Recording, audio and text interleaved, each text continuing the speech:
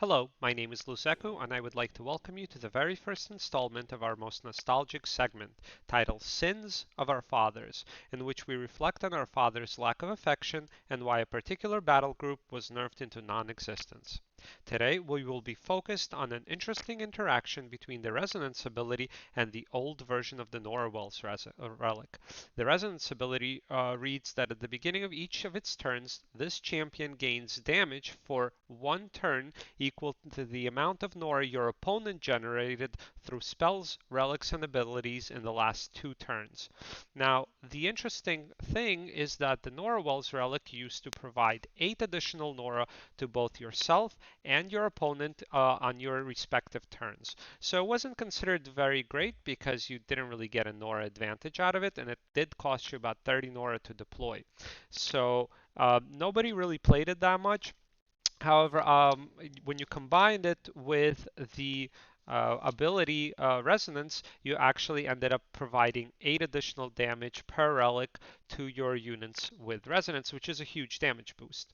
So here we have myself playing versus Vampiro, who is, I'm going to say it up front, a much better player than myself, but I never let that stop me because I just play cheese, and here we are.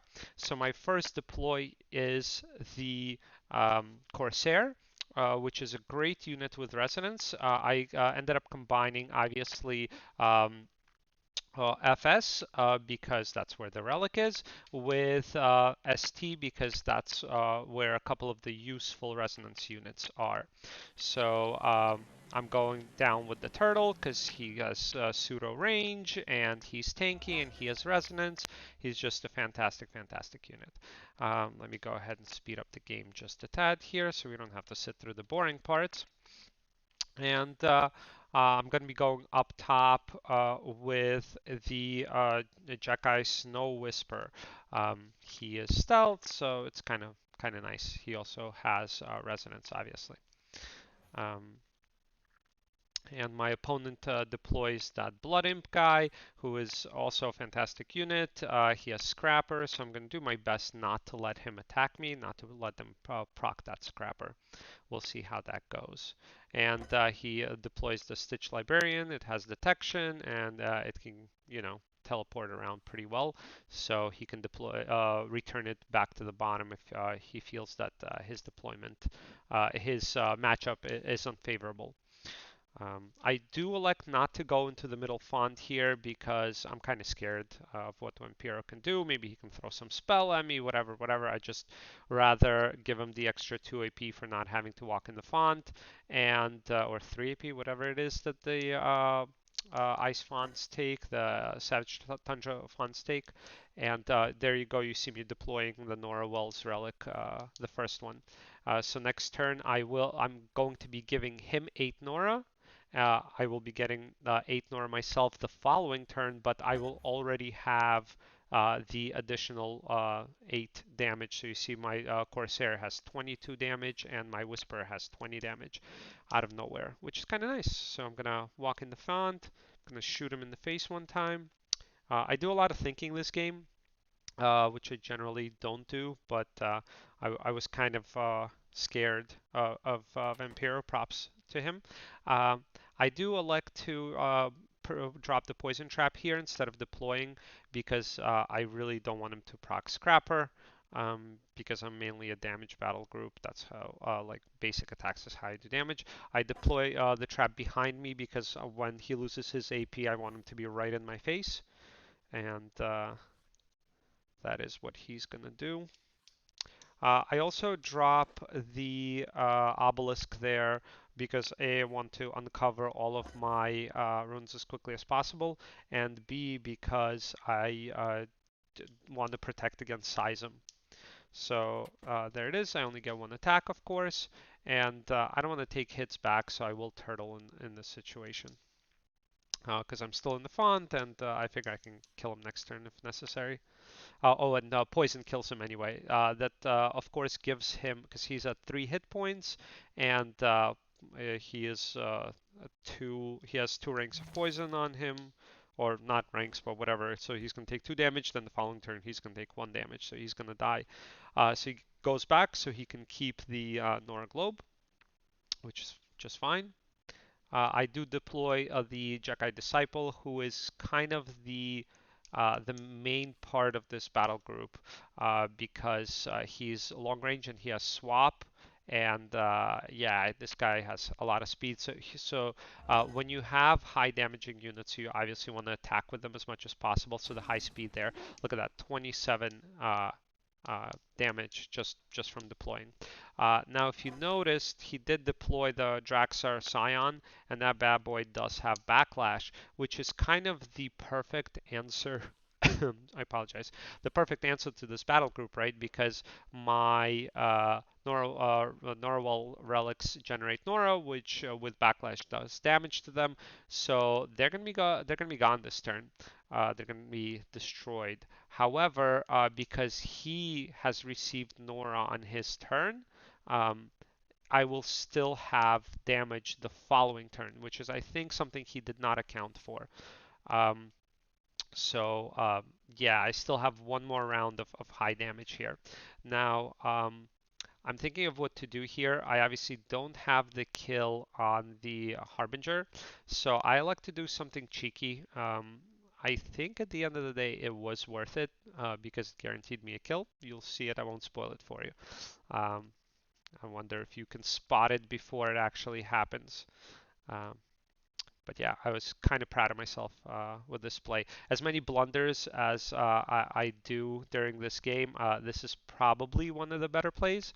And if you want to see me do, oh, so here we go, right? So my plan is to gale force him into the corner and make sure he can't get away. And obviously he won't be able to damage me because he's a ranged unit. So here we go. Yep, and I don't bother basing him, and now he can't get away. And it kind of ensures me the kill next turn. This is an 86 Nora um, champion, so I feel that Gale Force is actually worth it in this situation. Um, so yeah, my relics are, if you see both the Norwells, they're both gone. And yeah, interestingly, you see that my units don't have the damage on my opponent's turn, so any kind of possess doesn't really work against this battle group, or didn't used to work against this battle group because you can't really do that anymore. Um, because the new Nora Wells does something completely different. It doubles the Nora generation of each of the Nora globes when they're collected, which is also really cool, I think. Um, okay, so yeah, so as you see, I still have one round of high damage. My Disciple it does 26 damage, and my Corsair should be doing, I believe, 30 damage.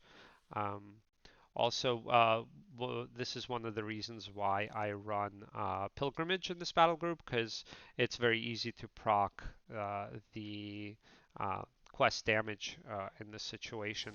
And what that initially actually means is that you get to attack more times, and obviously attacking more often is better when you're doing so much damage with fewer units. Which is also why I run 2 bubbles and 2 fountains. Just wanted to keep my units alive. Um, I move up here in the top. Yeah, so he moves away, and now I don't have an attack. I'm thinking of like, do I move in? Do I drop a relic into his font? But then what am I left with? I'm left with a unbuffed Snow Whisperer versus his Snogby, and that's just not a fight I want to have. So I end up backing up. I always have trouble like at the top. Well, at least in this game, I don't play well at the top. So if you want to have a reason to make fun of me, just pay a little bit more attention towards what's going on in the top there. Gonna go ahead and speed up. I'm thinking of what do I deploy bottom, because I figure I do need to deploy something bottom, but I figure I have one tanky unit, one ranged unit, a little support doesn't help, doesn't hurt. This is a pre-change to haste chronomancer, so you can drop haste every turn at this point.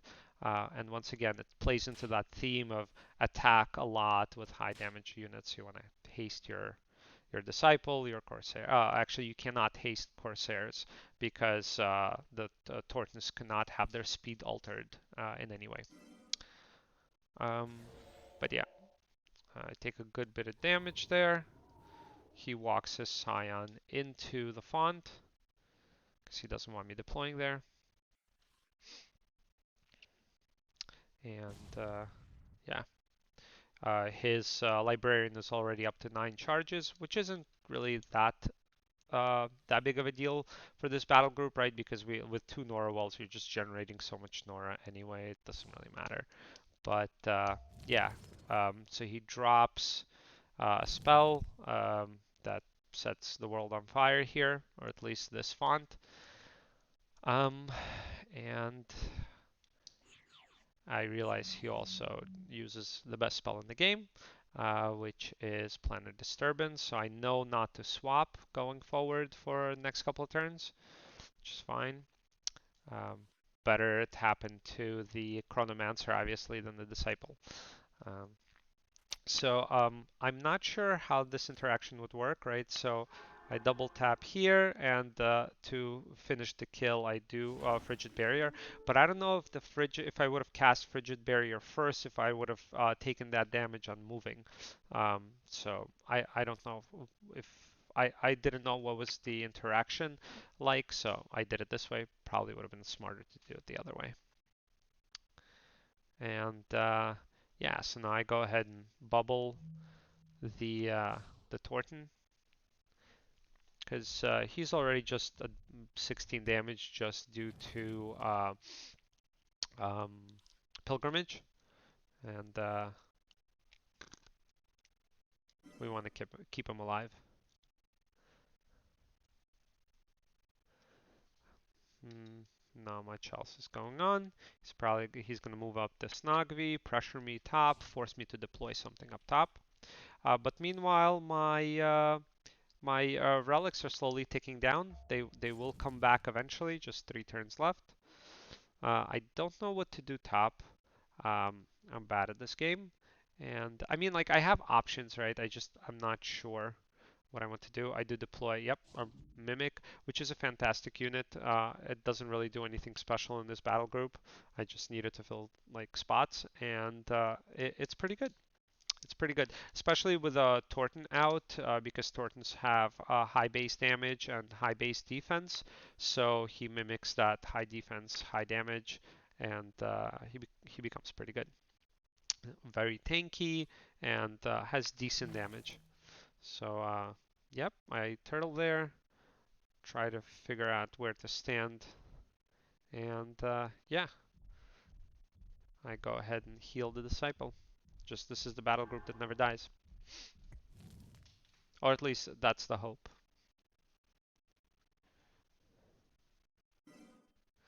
Right? Keeps pushing through that, trying to. Well, I guess he didn't know whether or not the bubble actually affected um, the damage take, like whether or not he could punch through the bubble, even though I'm turtled, and I'm guessing not, based on what it looked like there. He does deploy that Grief Bearer, which has Dispel and an Accessora, so he's going to go ahead and dispel the bubble, walk into the font. And I mean, it's clear that he has the Nexus Aura up this turn, right? There's no way he doesn't, which is fine, right? But it's become a critical situation. He also, to note, it's important to note that he ran away with the Librarian because I think it's up to something ridiculous like 19 charges, and yeah, he wants to keep it alive as long as possible. So, and I do have to deploy something top, right? I have no choice. But 2 turns on my Norwells. So let's see. I elect to run away here. I don't know if that was the right choice because his Grief Bearer is range 3. So maybe if I move up um, the what's it called, the Mimic, just 1 extra turn, 1 extra spot, so he has a harder time attacking the Corsair. but as is, I'm just protecting the Nora globe from the Corsair, and it's probably would have been better just to apply that 16 damage instead. But I guess it would have been split, so, and the Nexusaurus, so yeah, maybe worth running away. Not sure, not sure, but definitely worth moving up one more spot with the Mimic. Okay, he casts something that lets him fly around, and yeah. So I deploy the Angel up top because um, he doesn't have attack physical and she has mirrored, so I figure it's going to be a bit of a slugfest. I don't really care about doing damage up there. The real fight is down here in the mid font anyway. So he's trying to get into base with my disciple, but of course there's swap, so that doesn't, you can't really lock down this unit very well. So this is probably my first time using that bracelet. Yeah, and I don't know, I didn't know how much AP it was gonna be to use the ability or how what the range of it is. So I equip and I'm like, oh shit, that's probably not the brightest idea, but it is what it is. So yeah, that was one of the mistakes here. Um, okay, Chronomancer doing his thing, just increasing and reducing the speed as it were, and yeah, I take the Nora Globe there. Not sure if it was worth it, but next turn my Nora Walls are back up, so yeah, we're gonna get back to doing lots of damage in just a moment. I don't know if I want to deploy anything up top, but you know, whatever. We're just playing it slow for now. Okay, he's going all in on the Disciple, which makes perfect sense, right? That's probably the most dangerous unit out right now. But he does move in the Librarian, see up to 21 charges already, in order to accomplish that. And well, I mean, it looks like it's fairly safe, but with swap, nothing is really safe, right? So we'll see how that goes. Just a moment here.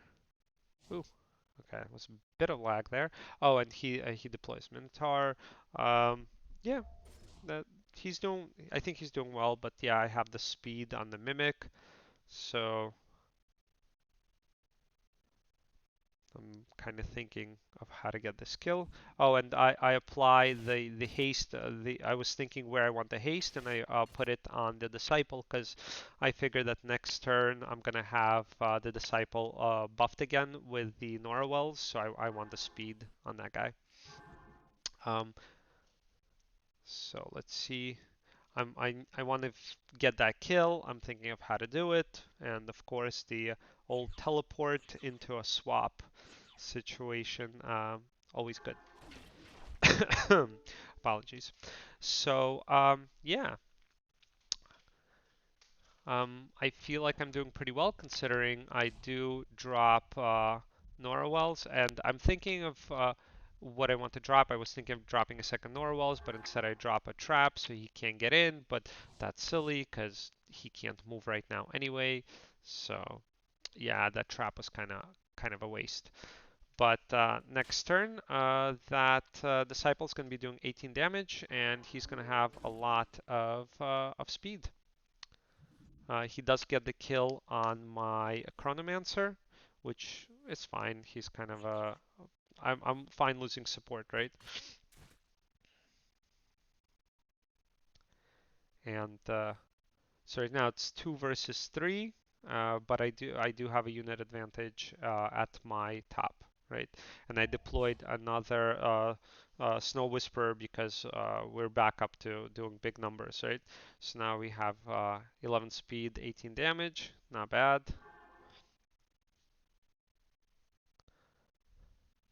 I realize I cannot get the kill here, which kind of sucks, right? But I, you know, I figure I'm kind of winning here, finally, right? That's Nagvi ended up doing so much work, it's not even funny.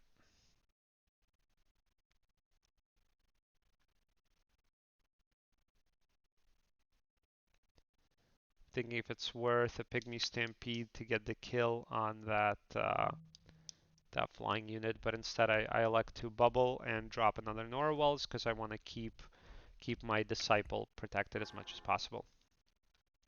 Because really, next turn it's going to be doing like 26 damage a pop.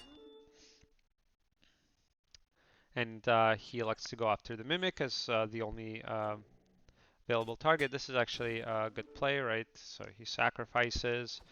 Should have seen that coming. And he gets, I'm not sure if he gets both Nora Globes here or not. Yeah, he elects to have me locked in there um, instead of going for that second Nora Globe. Okay, and he Fading Recollectioned me, which is an expensive spell, but I guess with the equipment on the Aspect of Infinity, it's kind of worth it. Um, but of course, I get the kill back, and I get both Nora Globes. 28 damage, boop. One shot, one kill. That's how we roll up in here. Um, and this is probably like the second kind of cute play, right?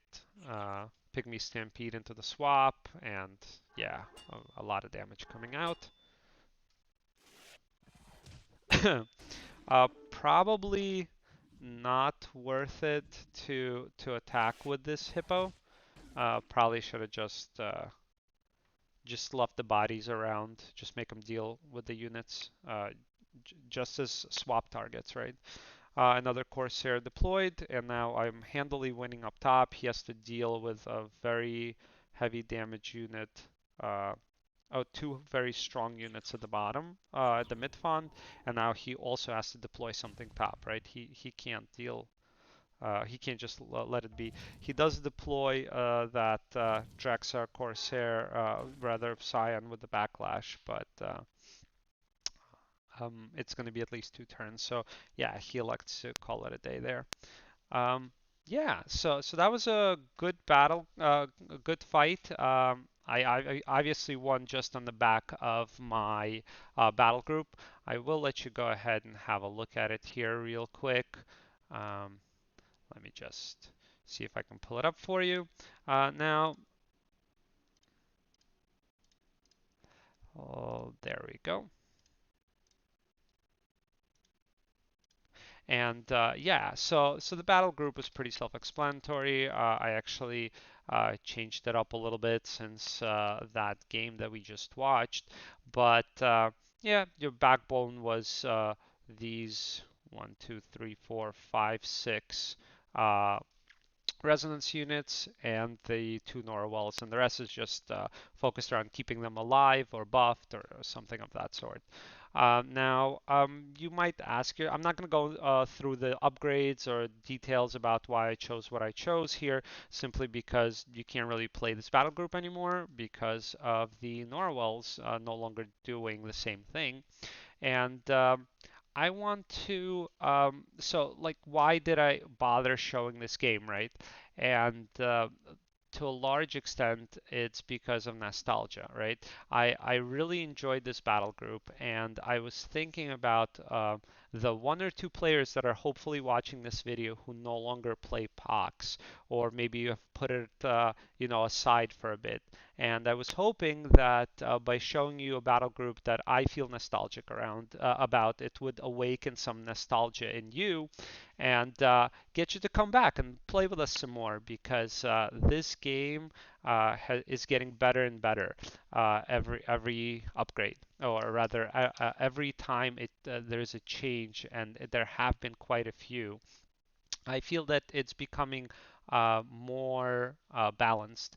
And even though I say that, oh, this battle group has been nerfed and you can play it, that's I hope you understand that that's tongue in cheek, right? And I really do think that even though I don't agree with all changes, which is fine, right? You can't possibly agree with every single change when there are so many, that overall the game is becoming more and more fun and more interesting and more balanced as time goes on. So if you haven't played this game for a while, um, give us a look. Come back, have a look at all the changes. Maybe pick up your old favorite battle group. See what whether or not it's playable still, or maybe make some additions to make it even better.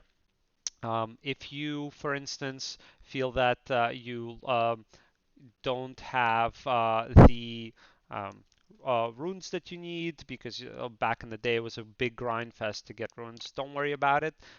Just ask around, and I'm sure that people will help you craft whatever it is that you need crafted. So it's no longer such a hurdle to play what you want to play with regard to runes and champions and such. Also, if you have forgotten your account, password, don't worry, there's ways to recover it now. And I guess this is the main point. The way and all of it gets done is through Discord. So in the description for this video, I'm gonna drop a link to our Discord. If you don't have it, please come join us. We will help you recover your passwords if that's the issue. We will help you getting runes if that's the problem, and we will definitely make you feel like you're terrible at POX because that's what the Discord channel is for, just shitting on other people. So if you played POX before and you were in the Discord before, then nothing has changed, at least as far as that. We're very stable with the making fun of each other. And yeah, I really hope to see you guys in our Discord and playing some more games of POX. If there's any issues with the video, as always, please leave a comment and let me know what I could do better. Thank you.